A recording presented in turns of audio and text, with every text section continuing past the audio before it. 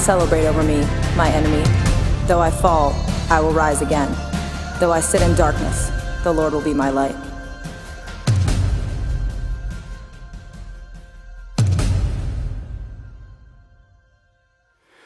Welcome to bonus week of the Fight series. I told you it was over last week, and then lied, so sorry. I couldn't let it go. Got to go one more week. And today I want to talk to you about who I believe to be one of the toughest warriors in the Bible. Fitting to end the Fight series.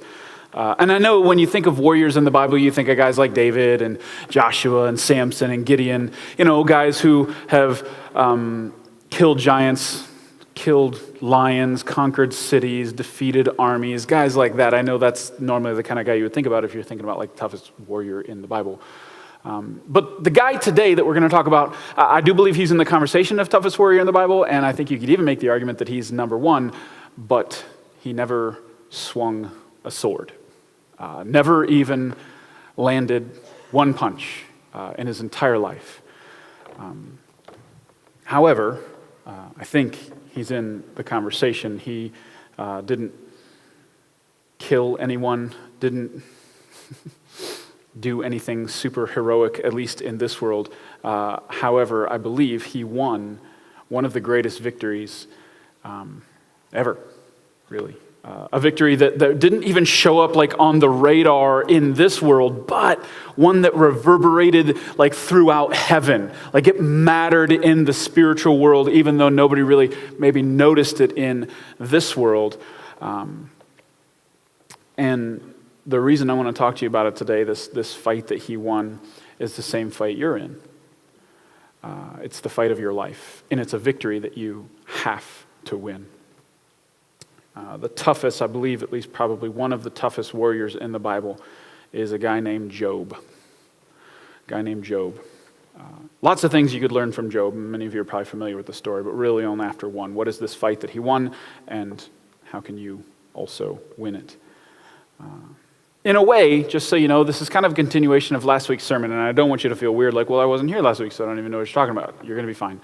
But last week, we kind of talked about this idea that you shouldn't quit, because God might be like going to do something, and if you quit now, you're never going to find out what that is. Like, don't stop on this lap, because it could be the next lap that God does something. We talked about that, right? And the big idea was, man, like you could be on the verge of a breakthrough of some sort, and if you stop now, you're going to miss it. And it was really important that we remember that. But what we need to talk about today is kind of like, what if there is no breakthrough? Like, what if you have to just endure this pain or these consequences or this thing in your life, and the thing that you want to happen doesn't actually happen? So basically what we're going to be talking about is like, how can you win even though you lose, if that makes sense? How can you win even though you lose? So let's pray and then jump into Job's story here. Lord Jesus, I thank you for today. Thank you for bringing every single person here. Lord, I believe you do that on purpose, that this isn't an accident, that people are sitting here, that they're going to hear this today. And I pray that you'd be here, Lord. I pray that our hearts will be open to the thing that you want us to hear today, Lord. Because while the story of Job is not necessarily uplifting, Lord, I think it is important. And I pray that we would get it. In your name I pray. Amen. All right, so can you guys hear that, or is that just me? No, you can hear it? Okay. Sounds like I'm on a boat, like slowly. No? We need to laugh because the story is not super laughy. You know what I'm saying? Laughy is laughy a word. I am delaying. Let's do this. All right, Job. Here's Job's story. One day when Job's sons and daughters were feasting in the older brother's house, a messenger arrived at Job's home with this news. Your oxen were plowing and the donkeys beside them, and the Sabians raided us. They stole all the animals and killed all the farmhands. I am the only one who escaped to tell you. While he was still speaking, another messenger arrived with this news. Fire of God has fallen from heaven and burned up your sheep and all the shepherds. I am the only one who escaped to tell you. While he was still speaking, a third messenger arrived with this news: 3 bands of Chaldeans, raiders, have stolen your camels and killed your servants. I am the only one who escaped to tell you. While he was still speaking, another messenger arrived with this news: your sons and daughters were feasting with in their older brother's home. Suddenly a powerful wind swept in from the wilderness and hit the house on all sides. The house collapsed and all your children are dead. I am the only one who escaped to tell you. Boom, boom, boom, boom. That is a bad day. That is a really, really bad day. And in case you're not following, sometimes you read these stories like, okay, so like his animals died, but just so you know, like back then, that's how they measured wealth. Like they didn't have money, they didn't have banks. Like this was his wealth, like this was his money, and this was his livelihood, like his ability to make money. So Job, in these couple of short verses here, just lost everything, and obviously more important than that, he lost his children. His children in a span of minutes. And it's not over yet. The very next chapter, this happens in Job chapter 2, verse 7. Job is struck with terrible boils from head to foot. So he loses his health as well. In a span of 2 chapters, he loses literally everything. All of his wealth, his ability to make wealth, his kids, and his health. Everything gone. In verse 8 and 9, he kind of like sits down. Job scraped his skin with a piece of broken pottery as he sat among the ashes. His wife said to him, "Are you still trying to maintain your integrity? Curse God and die." So technically, Job didn't lose everything because he still has his wife, but she's a real winner, as you can tell. It's like, I remember when I was taking, I forget, it was like an Old Testament class in college, and the professor was like, well, theologians discuss like why his wife stayed alive. And I'm like, well, obviously because it made his life worse if she was alive. Like that was the answer, because she's horrible. I know that's bad, but it's obvious that that's not the kind of support you want when you're going through something like this. So here is Job, like sitting like literally on a pile of ashes that was his former life, broken. And for the next 35 chapters of this book, he struggles with one question. A question that every single one of us in this room have asked, like multiple times over in your life. Some of us whisper the question, some of us scream the question, some of us blurt out the question between sobs and tears. One question, one word. Why? Why? Soaked in pain and hurt and sometimes anger and even rage. Why? Why would you let this happen, God? Why? And that question, like, it almost bubbles up from the inside, right? Like, it's not something you have to sit down and think about. It's like involuntary. It just kind of comes out of you when something hits you, when you're suffering or you endure some kind of major pain in your life. Why explodes out of your heart. And that's where Job is, and that's what he struggles with. So here's what happens. For the next 35 chapters, his friends show up. I'm going to say friends. Show up, 3 friends. And they're supposed to be comforting him. And when Job starts to ask this question out loud, they want to answer it. And the answer that they want to give when Job starts asking why God, why did all of this happen? Why did you let this happen to me? The answer they want to give is, well, Job, must have been something you did, dude. This is on you.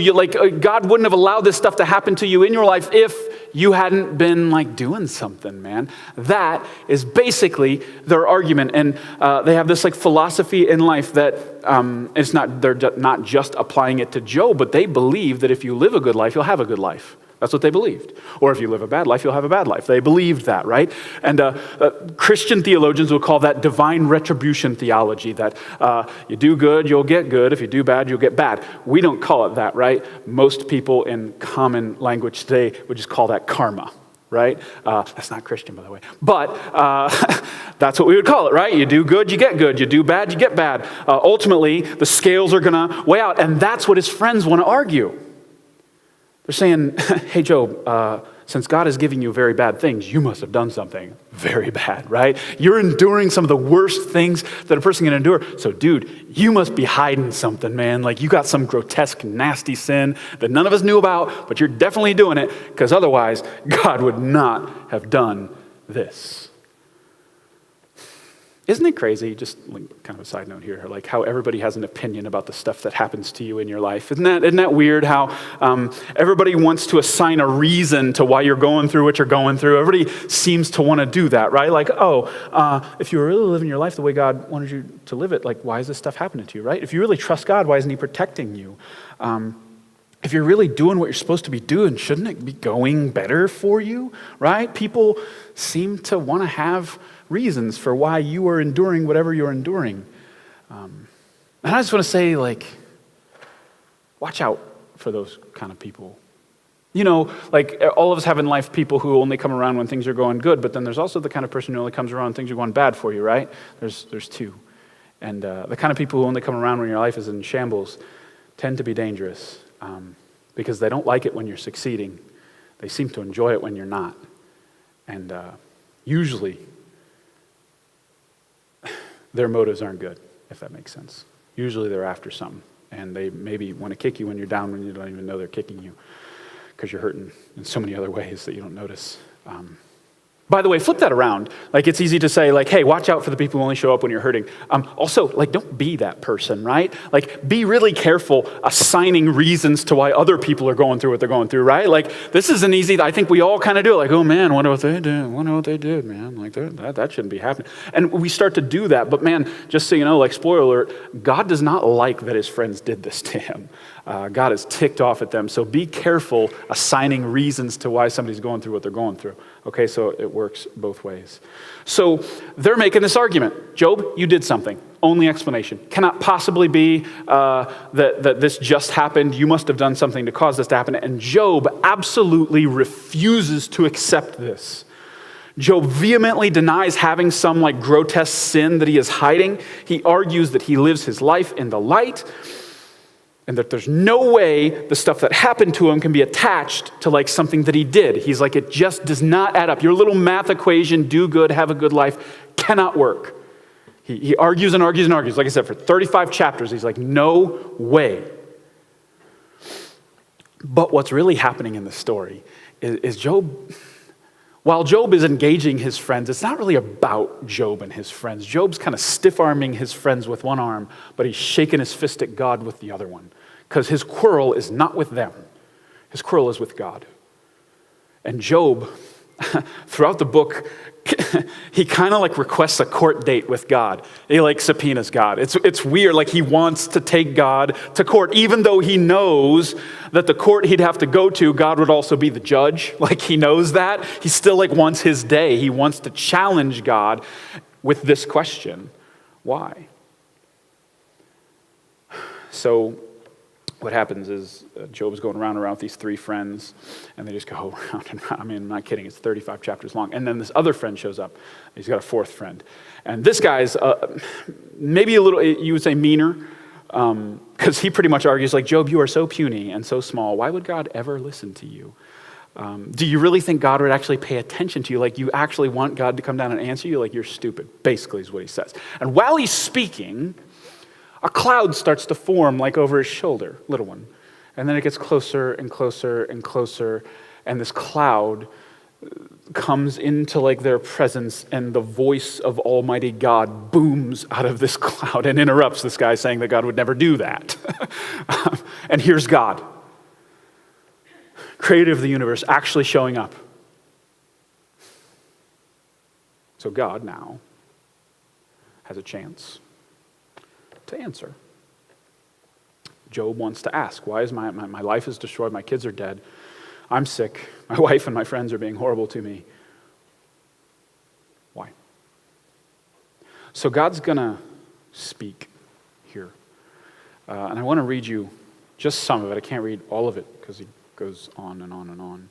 But I'm going to read it, what God says to Job when Job's been asking this question for 35 chapters. In Job chapter 38, here's what God says. Who is this that questions my wisdom with such ignorant words. Brace yourself like a man, because I have some questions for you, and you must answer them. Where were you when I laid the foundations of the earth? Tell me if you know so much. Who determined its dimensions and stretched out the surveying line? What supports its foundations, and who laid the cornerstone? As the morning stars sang together and all the angels shouted for joy. Who kept the sea inside its boundaries as it burst from the womb, and as I clothed it with clouds and wrapped it in thick darkness? For I locked it behind barred gates, limiting its shores. I said, this far and no further will you come. Here your proud waves must stop.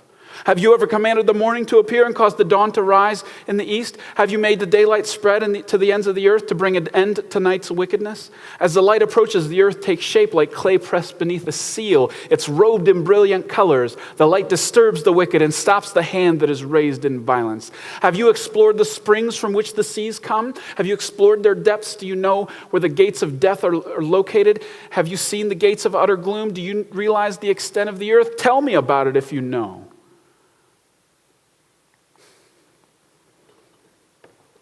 He goes on like that for 2 chapters. So for 35 chapters, Job asks this question. He fights with his friends about this question of why. And when God shows up, he doesn't answer.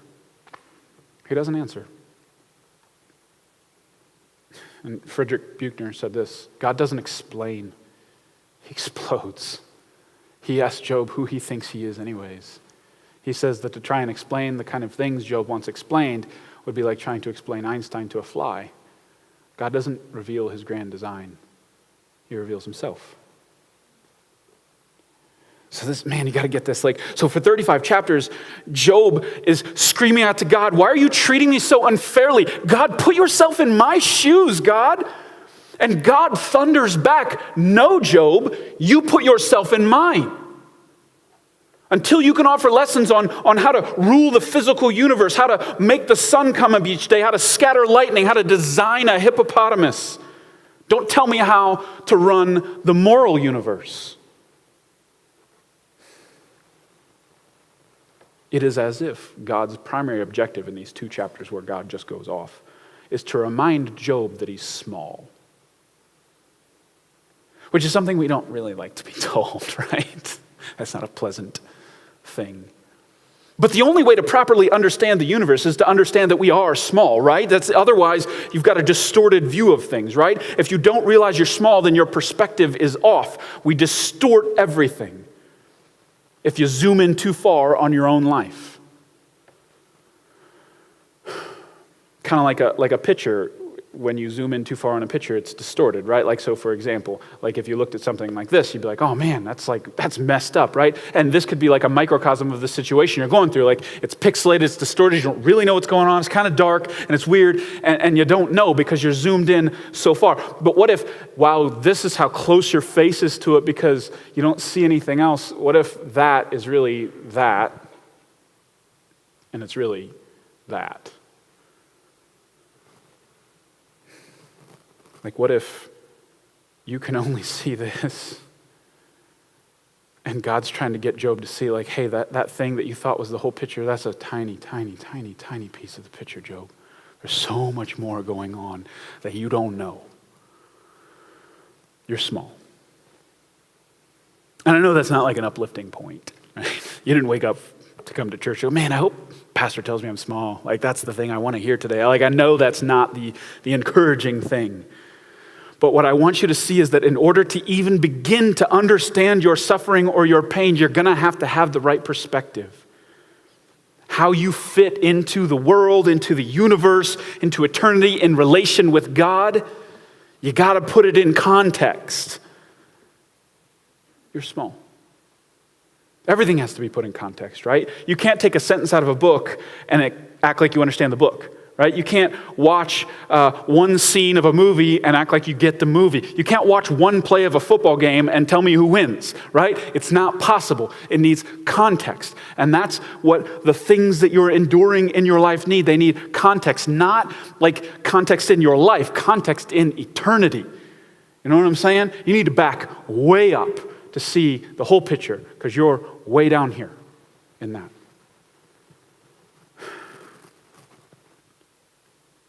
And I know that even that does not answer maybe anything. But I think it's important to remember this does not take any of the pain of what you're enduring away. You're still here. Even if this exists, you're still there. But there's more to it than this. So there's more than meets the eye going on with this story, right? I skipped the beginning of the story. You all know that, right? I skipped the beginning of the story. If you know Job, you know I skipped the beginning of the story. It gives us even more context if you look at the beginning of the story. In the beginning of the story, we get a glimpse behind the scenes, so to speak. God actually pulls back the curtain of the physical world and lets us see what's happening in the spiritual world right before Job gets nailed. Right before the messengers are tripping over each other to come in and tell Job that his life is destroyed, God tells us what happened in the spiritual world. We get a glimpse of heaven in Job chapter 1. And here's what happened. One day, the members of the heavenly court came to present themselves before the Lord, and the accuser, Satan, came with them. "Where have you come from?" the Lord asked Satan. Satan answered the Lord, "I have been patrolling the earth, watching everything that is going on." Then the Lord asked Satan, "Have you noticed my servant Job? He's the finest man in all the earth. He is blameless, a man of complete integrity. He fears God and stays away from evil." What does that tell you about Job's argument, by the way? Satan replies to the Lord, "Yes, but Job has good reason to fear God. You have always put a wall of protection around him and his home and his property. You have made him prosper in everything he does. Look how rich he is. But reach out and take away everything he has, and he will surely curse you to your face." All right. "You may test him," the Lord said to Satan.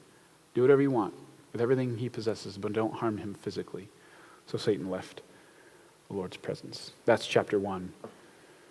Satan comes back after he does that and asks to harm him, and that's when he gets the boils, so this happens twice. Behind the scene context for what happens in Job's life. When you pull back the physical reality of everything Job endured, this is the spiritual reality. And even that doesn't help. For some people, this is terrifying. But you got to see what's happening here. See, do you realize Satan's argument with God here? What he's saying is, God, you're not worthy to be worshipped if you take Job's stuff away. That's Satan's argument. God, you're only worth what you give Job. You bribed him. It's the only reason he likes you.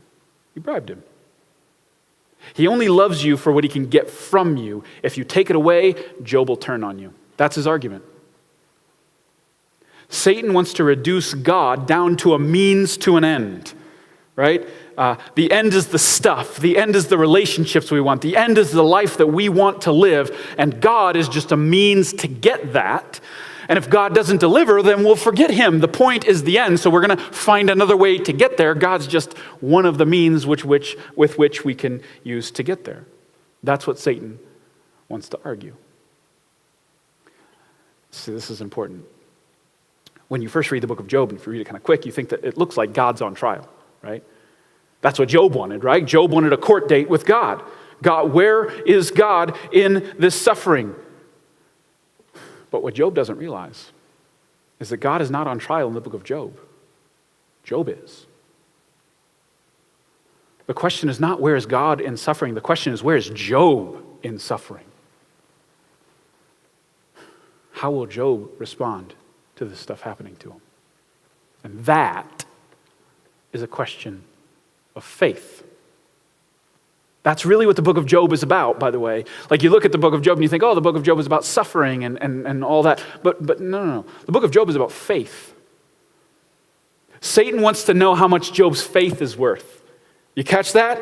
Satan's like, hey, God, he's going to give up on you if this. And Satan guesses for Job pretty high. His assumption is Job's faith is worth a lot, so he asks for just about everything. And the question is, will Job say that God is worthy to be worshipped if everything is taken from him? And all of heaven leans in to see the answer. So,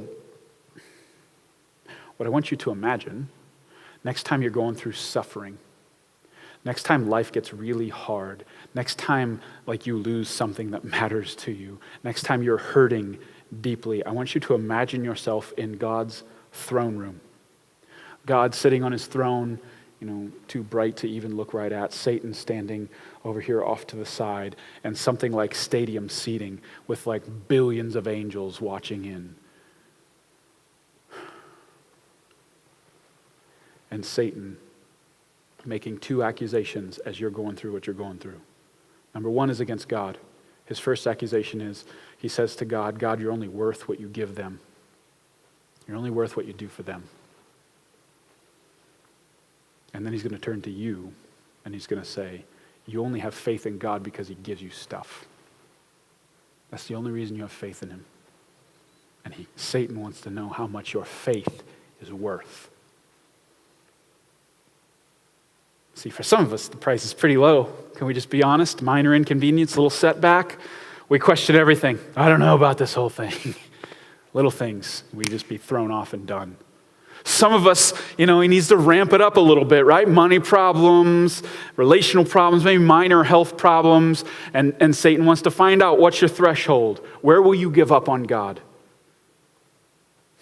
Lose a job, I'm done. Boyfriend leaves us, maybe this whole faith thing isn't working out very well, I don't know. But for some of us, Satan has to come in hot, like he did with Job. Doctor's going to say the C word. You'll lose somebody you really care about. That dream that God put in your heart will die. And when any of those things happen to you, Satan is pointing his finger at you saying, this is how much I think your faith is worth. This is how much I think God is worth to you. Are you going to give up on him? And what I want you to imagine in that moment when you're hurting and you're broken is that there are billions of angels leaning in to see how you're going to respond to that. Will you hold on?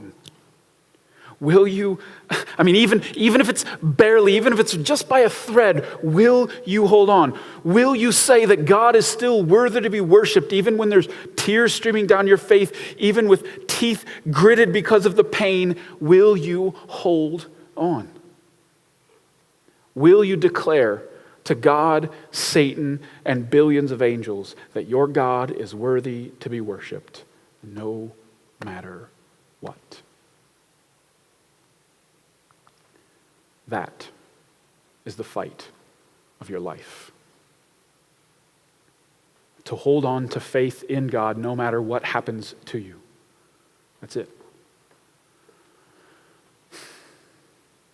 So, the reason this fits so well into the fight series is because I feel like if you really want to punch Satan in the throat, say yes to this. Tell him that God is worthy to be worshiped in the midst of your suffering and your pain. That'll be the biggest blow you can land to your spiritual enemy.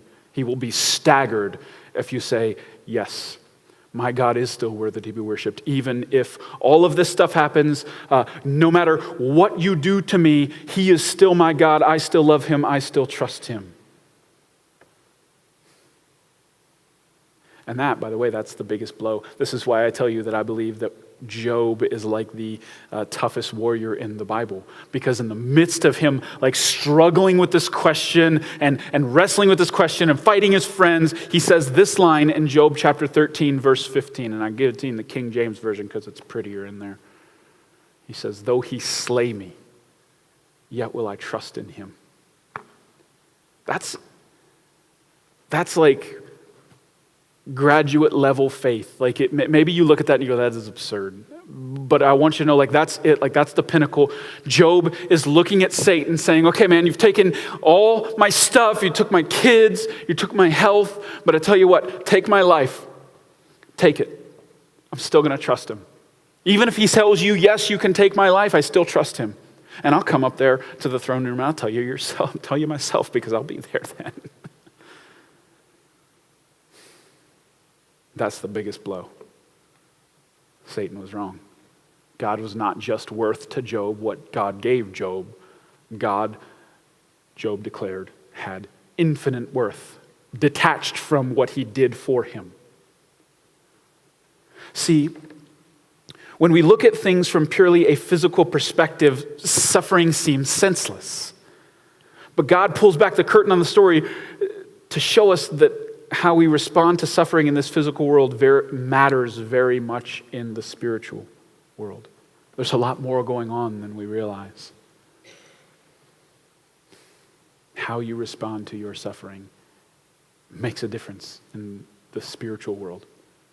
And it's worth way more than we realize. Way more than we realize. That line,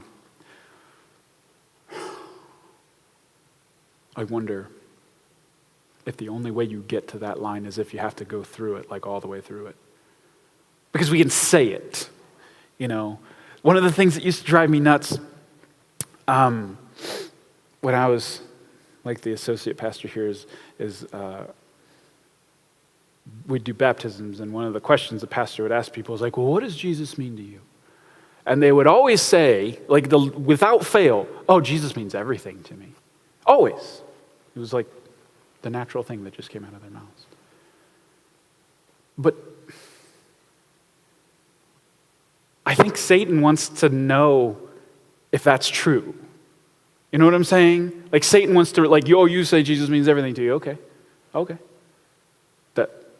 That's a challenge almost. And you only really know it if you start to lose stuff.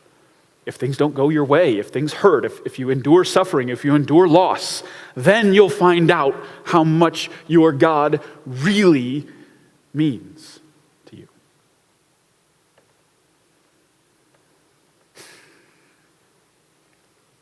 This isn't comforting, is it?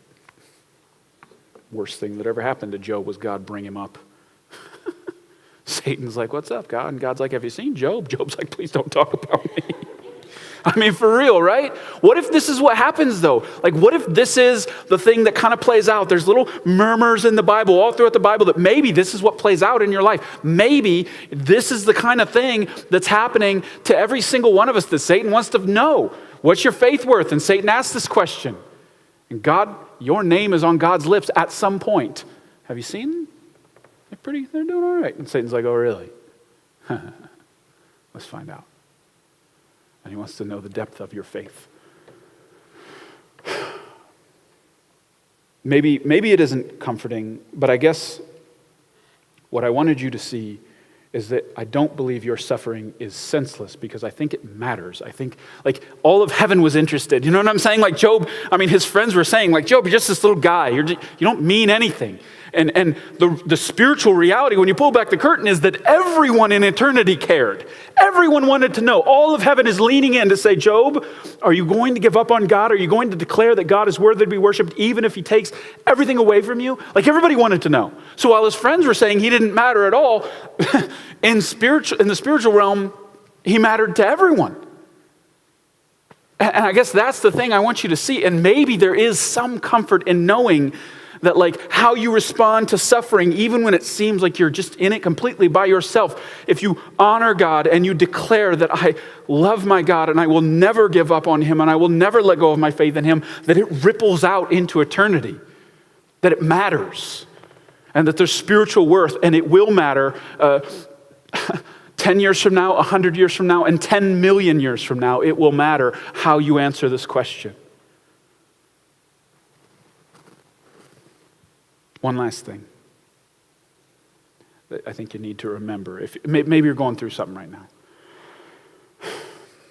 Maybe you're suffering. Maybe this question, this why question's bubbling up out of you. You need to remember this. When God showed up to talk to Job, he did not tell him why. He could have, right? God could have come down and be like, Job, dude, you have no idea what you've done. Like, you're doing so good, man. Like, keep this up. Keep fighting. Like, Satan is staggered right now because you're holding on. Just keep holding on. He could have, He could have comforted him. He could have told him. He could have pulled back the curtain for Job so Job could see. But he didn't. He didn't tell him. He didn't tell him why. We have to acknowledge that. We know why 4,000 years later, but Job didn't. That means something. That maybe, as much as we would like to know the answer to that question, maybe that is the place, not knowing why, where your faith will actually be strengthened. And maybe this is the point. Because remember, God did not reveal his grand design. All God did was reveal himself. That's all he did. He showed up, but he didn't tell him why. He just said, hey, Job, this is who I am. So maybe instead of answering the question Job wanted him to answer, he answered the question that Job should have asked. C.S. Lewis, who endured a season of suffering in his life, he lost his wife and really went through a difficult time. As he went through it, he wrote this, I know now why you utter no answer to the question. You yourself are the answer. Before your face, questions die away. What other answer would suffice? This is the whole point. It's not just that we're supposed to declare that God is worthy to be worshiped no matter what happens. It's that he is worthy to be worshiped no matter what happens. It is an acknowledgement of the truth. It's not that you're making it true. It's that it already is true and you're acknowledging it. It's a matter of bringing it into your heart. Because when you have God and you have nothing else, you have everything. And when you have God and you have everything, you don't have anything more than the other person who has nothing but God. And maybe that's it.